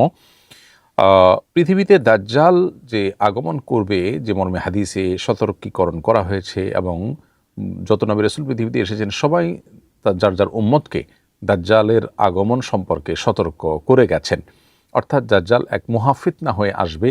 সে নিজেকে পালনকর্তা দাবি করবে, আল্লাহ তাআলা তাকে কিছু অলৌকিকত্ব দিবেন যেগুলো দেখে মানুষ ভড়কে যাবে, চমকে যাবে, অনেকে তার এই ধোঁয়াশায় ফিতনায় পতিত হয়ে যাবে। আজকের পৃথিবীতে আধুনিক যুগে আমরা দেখি অনেক চমক, এই চমকগুলো দেখে আমাদের আল্লাহর প্রতি, আখিরাতের প্রতি অনেকেরই সন্দেহ চলে আসে, নাউজুবিল্লাহ। তো দাজ্জালের ফিতনা হবে এর চাইতে আরও ভয়াবহ। তার হাতে মানুষকে মৃত্যু দেওয়া, জীবন দেওয়া, মৃত মানুষকে জীবিত করে ফেলার মতো অলৌকিকত্ব তার কাছে থাকবে। খাদ্য এবং পানি পৃথিবীর, এগুলো তার কন্ট্রোলে চলে আসবে। এভাবে নানাবিধ চমক তার কাছে থাকবে, যেগুলো দেখে সে যখন নিজেকে আল্লাহ দাবি করবে, সৃষ্টিকর্তা বা পালনকর্তা দাবি করবে, অনেকেই তাকে বিশ্বাস করবে। তার হাতে দৃশ্যমান জান্নাত এবং জাহান্নাম দু হাতে সে তার থাকবে। তো এগুলো দেখে যারা ভড়কে যাবে এবং ঈমান হারা হয়ে যাবে, তার প্রতি ঈমান আনা মানে আল্লাহর প্রতি কুফরি করা, তারা যেন এই শেষ যুগে, বিশেষ করে মানুষ যেন এটা থেকে বেঁচে থাকতে পারে, সেজন্য নবী করিম সাল্লাল্লাহু আলাইহি ওয়াসাল্লাম সহ সমস্ত নবী রাসূলগণ সতর্ক করেছেন। তো এই দাজ্জাল আসার সময়টা হবে তখন, যখন পৃথিবীতে অনাচার এবং জুলুম, অনিয়ম এটা যখন গোটা পৃথিবীকে ছেয়ে ফেলবে এবং ন্যায় নীতি পৃথিবী থেকে একেবারে উঠে যাবে, সেরকম ভয়াবহ পরিস্থিতি যখন আসবে, তখন দাজ্জালের আবির্ভাবের এই ঘটনাটি ঘটবে। দাজ্জাল তার নিকটবর্তীতার আরেকটা আলামত হাদিস থেকে আমরা জানতে পারি, সেটা হলো যে যখন দাজ্জাল নিয়ে আলোচনা পৃথিবীতে কমে যাবে, ওলামা একরাম, খতিবগণ, দায়ীগণ তাদের আলোচনায়, লেখনীতে, বক্তব্যে, দাওয়াতের টপিকে দাজ্জাল যখন থাকবে না, দাজ্জাল যখন হারিয়ে যাবে, তখন মূলত দাজ্জাল আসার সময় নিকটবর্তী হবে এবং সে আসবে এবং এই চমকে বহু মানুষকে বেঈমান করে ফেলবে। খুব অল্প সংখ্যক মানুষের ফিতনায় তারা এই চমক দেখেও আল্লাহর প্রতি ঈমান ধরে রাখতে পারবে। আজকাল তো বিজ্ঞানের চমক দেখেও আমরা অনেকেই ঈমান দুর্বল হয়ে গেছে আমাদের। আল্লাহ তাআলা আমাদেরকে হেফাজত করুন। তাহলে দাজ্জালের ফিতনা কত ভয়ঙ্কর হতে পারে সেটা বলার অপেক্ষা রাখে না। এখন কোনো ব্যক্তি যদি দাজ্জালের মতো এরকম মিথ্যা, প্রতারণার নেচারটা তার মধ্যে পাওয়া যায় ব্যাপকভাবে, তাহলে তাকে দাজ্জাল বা মহামিথ্যুক এটা শাব্দিক অর্থের বিচারে তার ব্যাপারে প্রয়োগ করা চলে। নবী করিম সাল্লাল্লাহু আলাইহি ওয়াসাল্লাম ইবনে হাদিসে বিশেষ করে মিথ্যা নবুয়তের দাবিদার যারা আছে তাদের সম্পর্কে, তারপরে হাদিস গড়াপেটার সাথে যারা জড়িত হয়েছে, এদেরকে মুহাদ্দিসগণ অনেক সময় দাজ্জাল মিনাদ দাজ্জালা, মহামিথ্যাবাদী হিসেবে আখ্যায়িত করেছেন। তো এরকম যদি কারোর মধ্যে থাকে তাহলে তাকে এরকম বলা যেতে পারে, কিন্তু এটার ব্যবহারটা খুবই স্পর্শকাতর। ঠুনকো বিষয়ে আপনি একজনকে এত বড় একটা কথা বলে দিলেন, সেটা কিন্তু বলা উচিত নয়। কিছুদিন আগে আমার বাবা মারা গিয়েছেন, আমার ভাইয়ের বিয়েতে কি আমার মা অভিভাবক হিসাবে যেতে পারবেন? প্রিয় দর্শক, আপনার বাবার মৃত্যুর পর স্ত্রী হিসাবে আপনার মায়ের 4 মাস 10 দিন পর্যন্ত ইদ্যত বা শোক পালন করতে হবে। এটি অপরিহার্য এবং ওয়াজিব একটি আমল। এই আমলটি করার জন্য স্বামীর ঘরে 4 মাস 10 দিন অবস্থান করতে হবে। একটি কক্ষে বন্দি থাকা নয়, বরং বাড়ির চৌহদ্দিতে তিনি বসবাস করবেন এবং দূরে কোথাও বা বাড়ির বাইরে কোথাও যাওয়ার একান্ত প্রয়োজন হলে ডাক্তার দেখানো বা অন্য কোনো একান্ত জরুরি কোনো নিড থাকলে সেজন্য তিনি যেতে পারবেন। সে ছাড়া তার আসলে আর বাহিরে যাওয়ার সুযোগ নেই বা যাওয়া উচিত না। যেহেতু আপনার বোনের বা ভাইয়ের বিয়েতে তার উপস্থিত হওয়াটা অনেক বেশি গুরুত্বপূর্ণ না, বিশেষ করে অভিভাবক হিসাবে তার সম্মতি, তার সাক্ষ্য, এগুলোর কোনোটারই আসলে ইম্পর্টেন্স নাই সেভাবে। তো সেহেতু বিবাহের আগদটা ওই বাড়িতে হতে পারে, যাতে করে আপনার মায়ের উপস্থিতি হতে পারে, আনুষ্ঠানিকতা যতটুকু সম্ভব ওই ঘরে হতে পারে যেখানে তিনি আছেন, তাহলে তার উপস্থিতিও হলো, আবার তিনি ইদ্যত ভঙ্গ করলেন না এবং অনুষ্ঠানটাও হয়ে গেল। সেরকমটি করা গেলে সবচেয়ে ভালো। যদি সেটা কোনো কারণে করা না যায়, তাহলে সেক্ষেত্রে একান্ত যদি তার যাওয়া লাগে, তাহলে খুব দ্রুততার সাথে দিনের বেলায় তার সেখানকার কাজ শেষ করে তিনি আবার ফেরত আসবেন। কিন্তু চেষ্টা করা দরকার তিনি না যেয়ে বরং এখানে কোনো আনুষ্ঠানিকতা করা যায় কিনা, যাতে করে তার উপস্থিতিটাও থাকে, তিনি মন খারাপ না করেন এবং সন্তান হিসাবে আপনার ভাইও মন খারাপ না করেন। নির্দিষ্ট একটি গরু দিয়ে কোরবানি করব বলে নিয়ত করেছিলাম, কিন্তু গরুটির নতুন বাচ্চা হওয়ায় গত ঈদে কোরবানি করা হয়নি। এখন সামনের বছর পর্যন্ত রাখা আমার জন্য কষ্টসাধ্য। কি করতে পারি? কোরবানির জন্য কোনো গরু যদি কেউ রাখেন, নিয়ত করেন, তাহলে ওই গরুটি কোরবানি করতে হবে এমন কোনো বাধ্যবাধকতা নেই।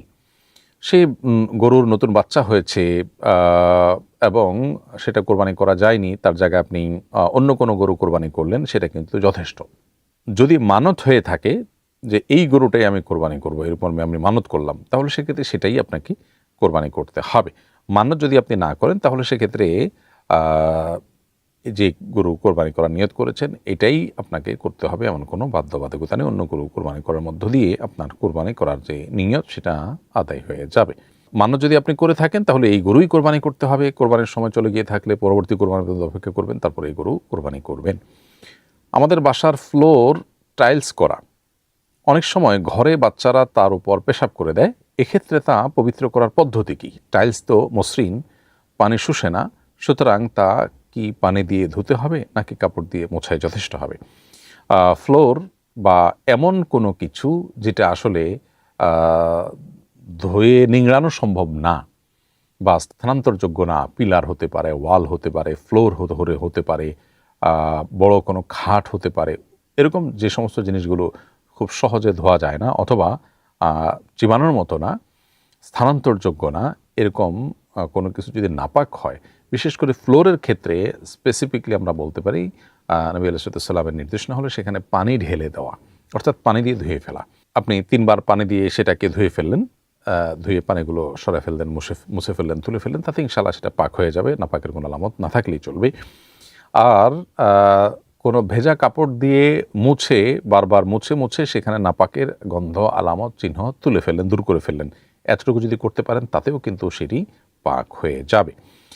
কোনো নাবালক শিশু কোরআন মুখস্থ ও বিশুদ্ধতার ক্ষেত্রে অগ্রগণ্য হলে তাকে দিয়ে ইমামতি ও আজান ইকামত দেয়া যাবে কিনা?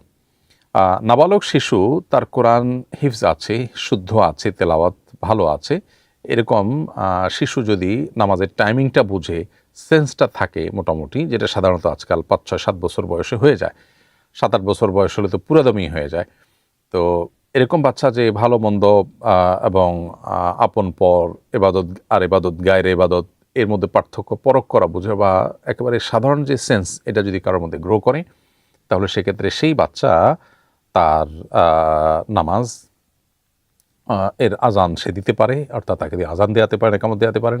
ইমামতির ব্যাপারে হাম্বলি ফকিগণ জায়েজ বলেন, সাহাবিদের কোনো কোনো আমল এবং হাদিসকে দলিল দিয়ে তারা এটাকে জায়েজ বলেন, সৌদি আরব উলামা ইকরাম জায়েজ বলেন।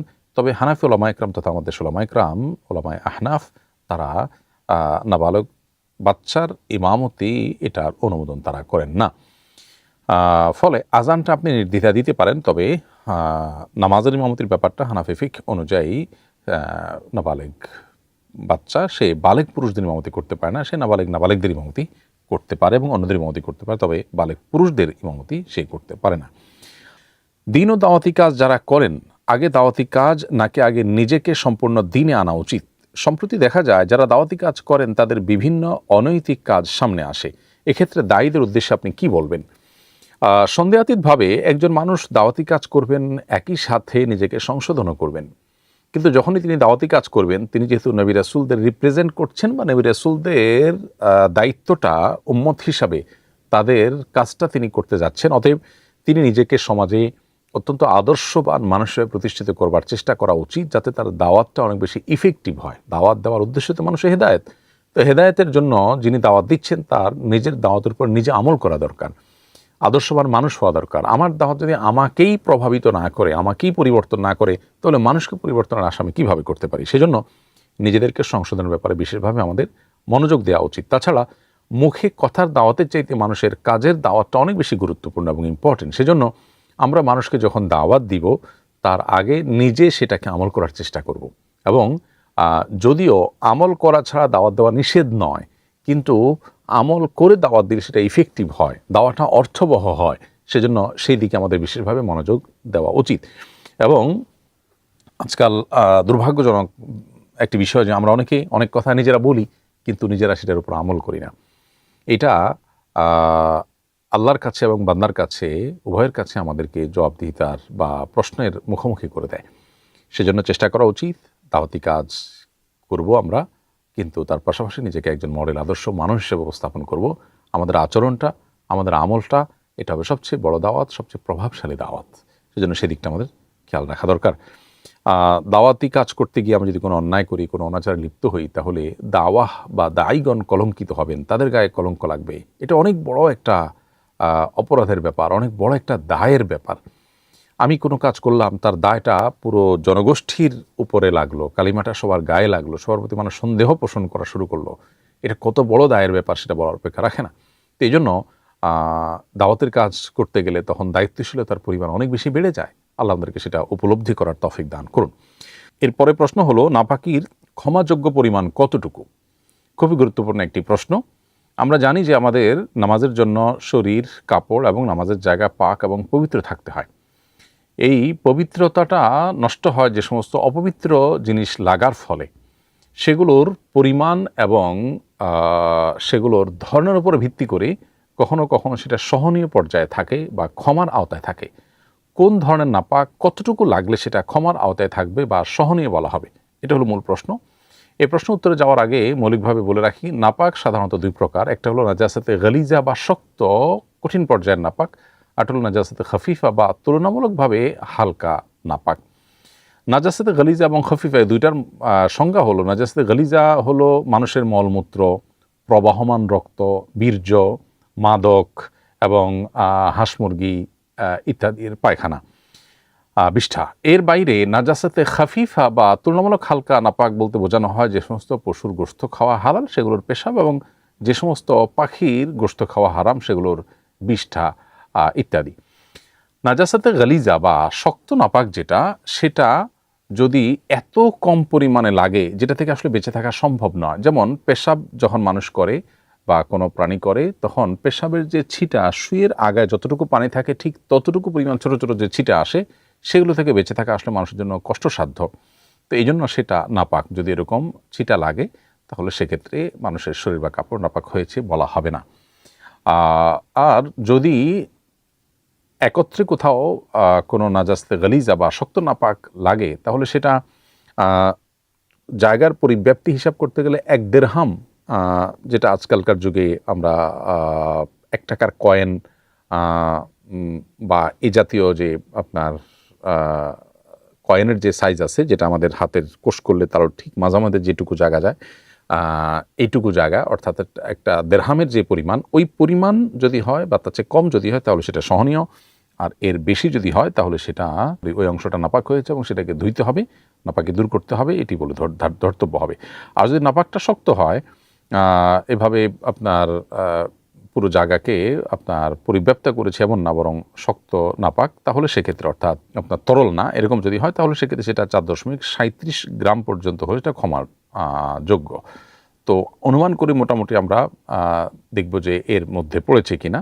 যদি পড়ে তাহলে সেটা ক্ষমার যোগ্য, আর না হলে এর বেশি হলে সেটা কারণে ওই অংশটাকে ধুইতে হবে।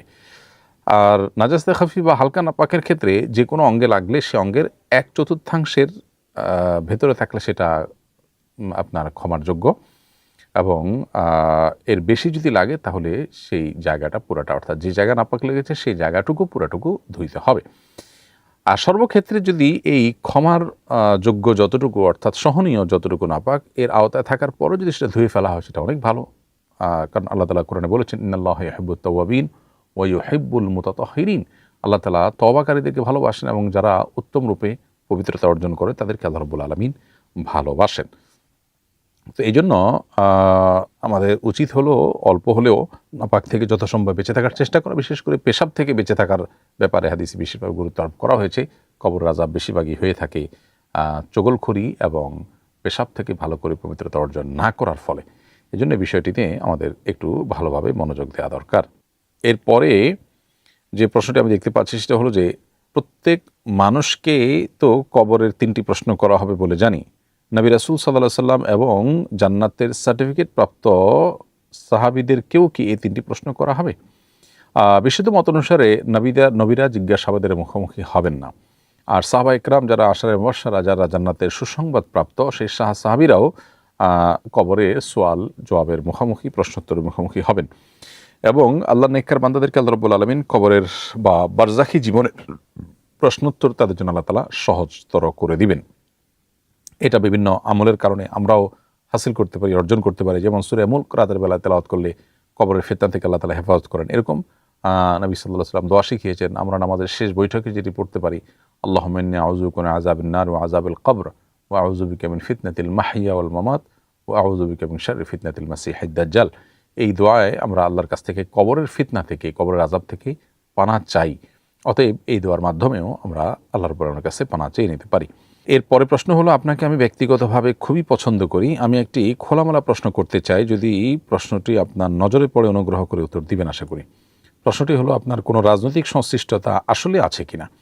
আলহামদুলিল্লাহ, নির্দ্বিধায় এটি আমি বলতে পারি যে আসুন্নাহ ফাউন্ডেশনের যে বৃহত্তর কর্মসূচি আছে এবং মহাকর্মযজ্ঞ আছে, এগুলো পরিচালনা করবার স্বার্থে আমরা ঘোষণাই দিতে হয়েছে এবং আমাদের মেমোরান্ডামে আছে এটি একটি অরাজনৈতিক প্রতিষ্ঠান, একটি অরাজনৈতিক চ্যারিটেবল প্রতিষ্ঠান। এই প্রতিষ্ঠান পরিচালনা করবার প্রয়োজনে আমরা আমাদের অরাজনৈতিক অবস্থান এটি ধরে রাখতে চেষ্টা করি এবং আমাদের যত কার্যক্রম আছে এই কার্যক্রমগুলো রাজনৈতিক চিন্তা ধারার সীমাবদ্ধ গণ্ডির বাইরে উঠে আমরা করার চেষ্টা করি, এমনকি সকল ধর্মের সকল মতের মানুষের জন্যই কল্যাণ সাধন করবার চেষ্টা আমরা করি। যদিও ধর্মীয় এবং ইসলামিক অর্গানাইজেশন হওয়ার কারণে আমরা ইসলাম এবং মুসলমানদের স্বার্থকে অগ্রাধিকার দিই, সেটা বলার অপেক্ষা রাখে না। কিন্তু বাংলাদেশের প্রচলিত যে দলীয় রাজনীতি আছে সেই দলীয় রাজনীতির কোনোটির কোনো পর্যায়ের সাথে আমি সম্পৃক্ত নই এবং এগুলোর কোনোটির সাথেই আমরা আসলে জড়িত নই। এই বিষয়টি একেবারে নির্দ্বিধায় আপনাকে সুস্পষ্ট করে আমরা বলতে পারি। আলহামদুলিল্লাহ, যারা রাজনীতি করছেন, রাজনীতির মাধ্যমে মানুষের কল্যাণ সাধন করার চেষ্টা করছেন, তারা এই কাজের মধ্য দিয়ে তারা মানুষের সেবা করার, মানুষকে সার্ভ করার জন্য হয়তো চেষ্টা করছেন। কেউ হয়তো এর মাধ্যমে আল্লাহ সন্তুষ্টি আশা করছেন, আখিরাতের মুক্তির আশায় তিনি এটি করছেন।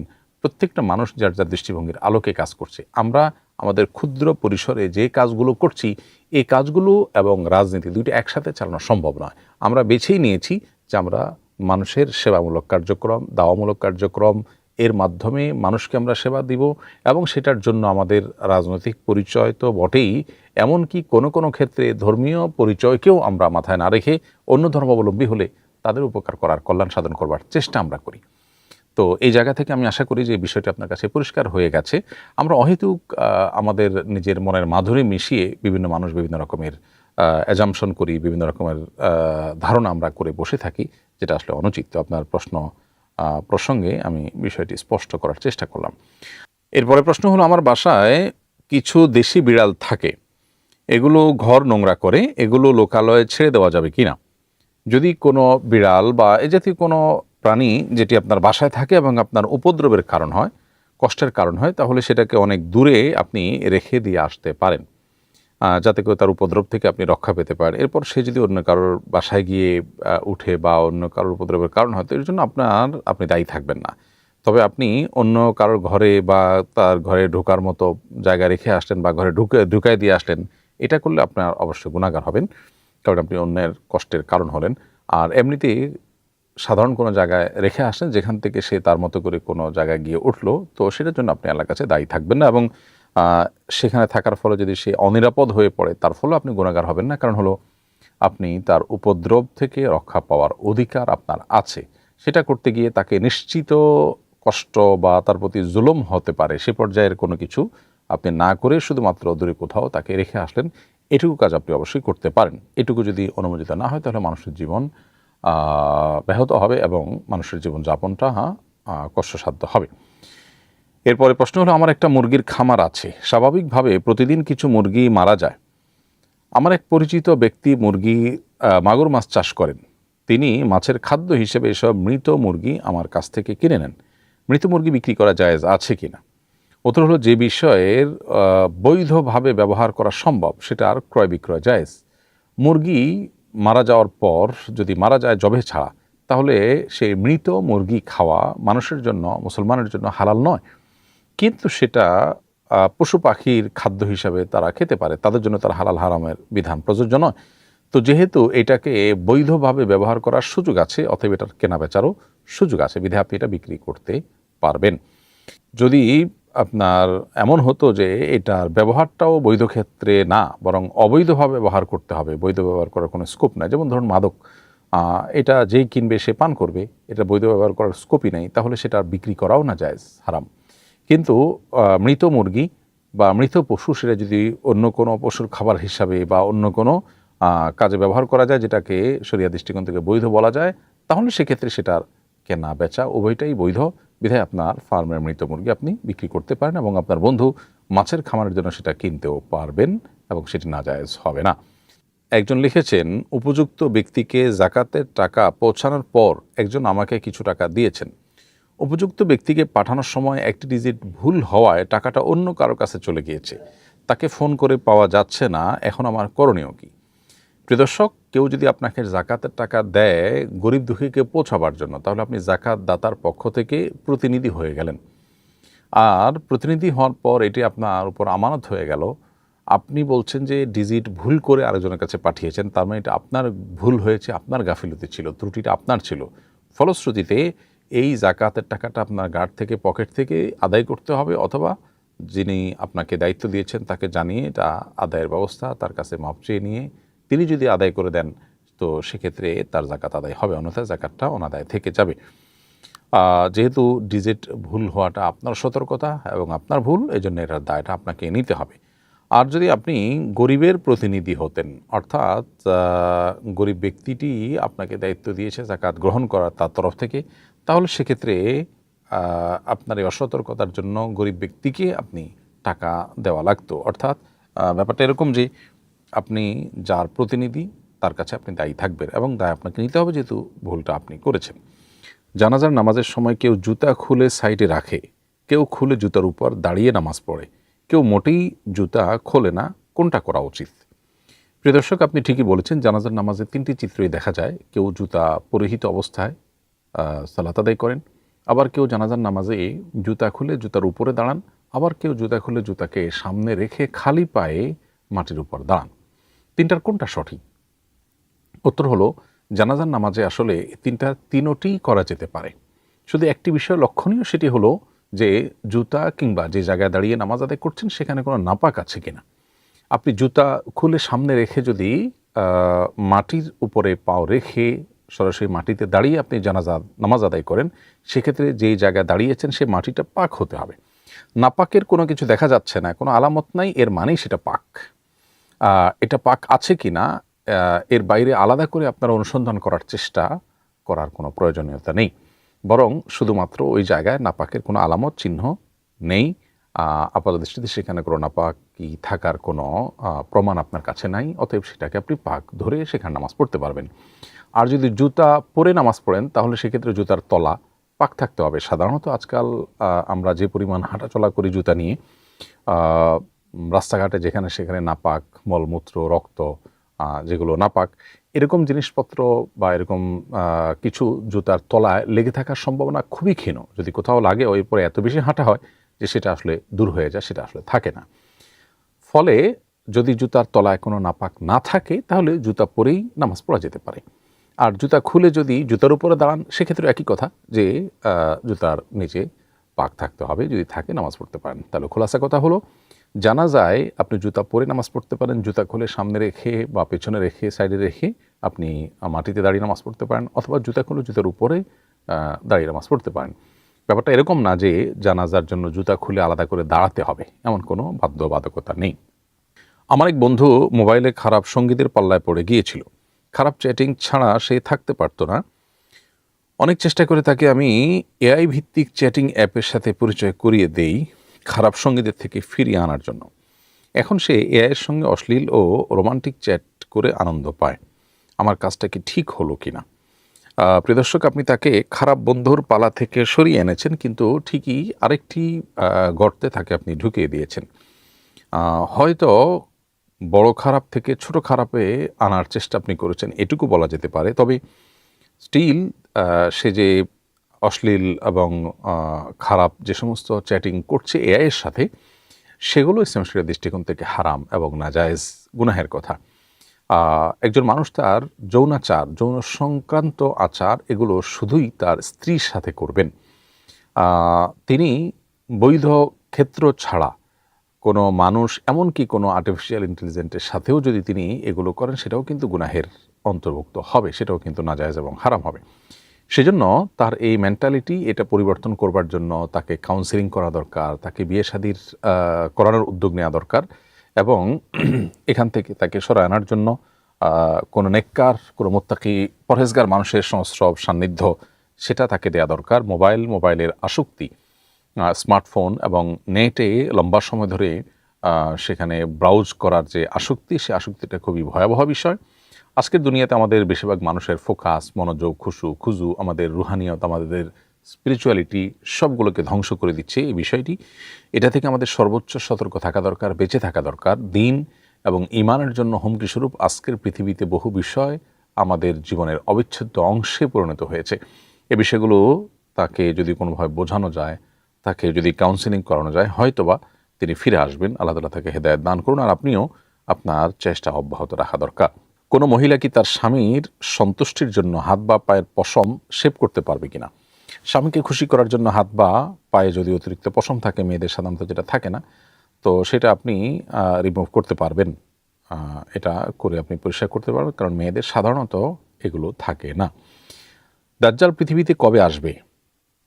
কোনো মানুষকে তার আচার আচরণ কিংবা কাউকে ঘায়েল কিংবা বিকৃতির উদ্দেশ্যে দাজ্জাল বলা যাবে কিনা? দাজ্জাল দাজ্জালুন শব্দ থেকে আসছে, যার অর্থ হলো মিথ্যা। মূলত মহামিথ্যাবাদী, মহাপ্রতারক, এটাই হলো দাজ্জাল শব্দের মর্ম।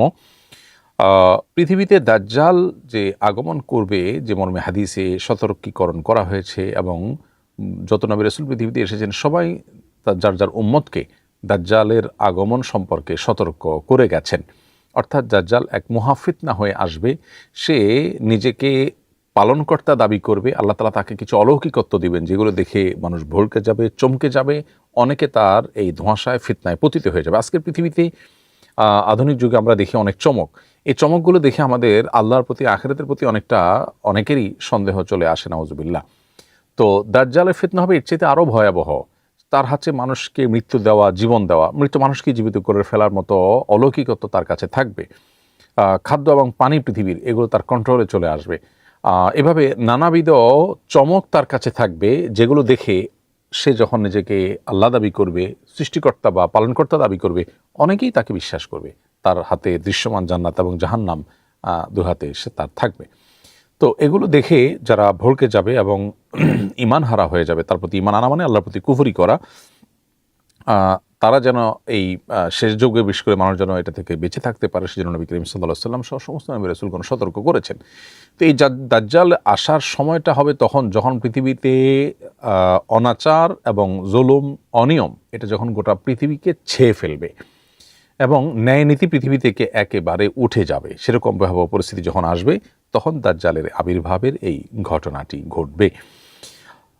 দাজ্জাল তার নিকটবর্তীতার আরেকটা আলামত হাদিস থেকে আমরা জানতে পারি। সেটা হলো যে যখন দাজ্জাল নিয়ে আলোচনা পৃথিবীতে কমে যাবে, ওলামা একরাম, খতিবগণ, দায়ীগণ তাদের আলোচনায়, লেখনীতে, বক্তব্যে, দাওয়াতের টপিকে দাজ্জাল যখন থাকবে না, দাজ্জাল যখন হারিয়ে যাবে, তখন মূলত দাজ্জাল আসার সময় নিকটবর্তী হবে এবং সে আসবে এবং এই চমকে বহু মানুষকে বেঈমান করে ফেলবে। খুব অল্প সংখ্যক মানুষের ফিতনায় তারা এই চমক দেখেও আল্লাহর প্রতি ঈমান ধরে রাখতে পারবে। আজকাল তো বিজ্ঞানের চমক দেখেও আমরা অনেকেই ঈমান দুর্বল হয়ে গেছে আমাদের। আল্লাহ তাআলা আমাদেরকে হেফাজত করুন। তাহলে দাজ্জালের ফিতনা কত ভয়ঙ্কর হতে পারে, এটা বলার অপেক্ষা রাখে না। এখন কোনো ব্যক্তি যদি দাজ্জালের মতো এরকম মিথ্যা, প্রতারণার নেচারটা তার মধ্যে পাওয়া যায় ব্যাপকভাবে, তাহলে তাকে দাজ্জাল বা মহামিথ্যুক, এটা শাব্দিক অর্থের বিচারে তার ব্যাপারে প্রয়োগ করা চলে। নবী করিম সাল্লাল্লাহু আলাইহি ওয়াসাল্লাম ইবনে হাদিসে, বিশেষ করে মিথ্যা নবুয়তের দাবিদার যারা আছে তাদের সম্পর্কে, তারপরে হাদিস গড়াপেটার সাথে যারা জড়িত হয়েছে, এদেরকে মুহাদ্দিসগণ অনেক সময় দাজ্জাল মিনাদ দাজ্জালা, মহামিথ্যাবাদী হিসাবে আখ্যায়িত করেছেন। তো এরকম যদি কারোর মধ্যে থাকে, তাহলে তাকে এরকম বলা যেতে পারে, কিন্তু এটার ব্যবহারটা খুবই স্পর্শকাতর। ঠুনকো বিষয়, আপনি একজনকে এত বড় একটা কথা বলে দিলেন, সেটা কিন্তু বলা উচিত নয়।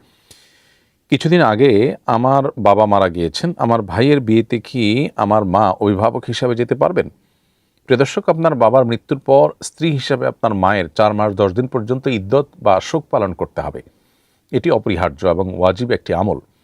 এই আমলটি করার জন্য স্বামীর ঘরে 4 মাস 10 দিন অবস্থান করতে হবে। একটি কক্ষে বন্দি থাকা নয়, বরং বাড়ির চৌহদ্দিতে তিনি বসবাস করবেন এবং দূরে কোথাও বা বাড়ির বাইরে কোথাও যাওয়ার একান্ত প্রয়োজন হলে, ডাক্তার দেখানো বা অন্য কোনো একান্ত জরুরি কোনো নিড থাকলে, সেজন্য তিনি যেতে পারবেন। সে ছাড়া তার আসলে আর বাহিরে যাওয়ার সুযোগ নেই বা যাওয়া উচিত না।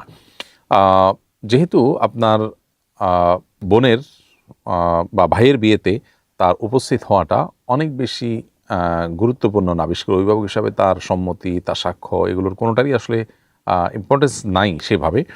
তো সেহেতু বিবাহের আগদটা ওই বাড়িতে হতে পারে, যাতে করে আপনার মায়ের উপস্থিতি হতে পারে, আনুষ্ঠানিকতা যতটুকু সম্ভব ওই ঘরে হতে পারে যেখানে তিনি আছেন, তাহলে তার উপস্থিতিও হলো, আবার তিনি ইদ্যত ভঙ্গ করলেন না এবং অনুষ্ঠানটাও হয়ে গেল।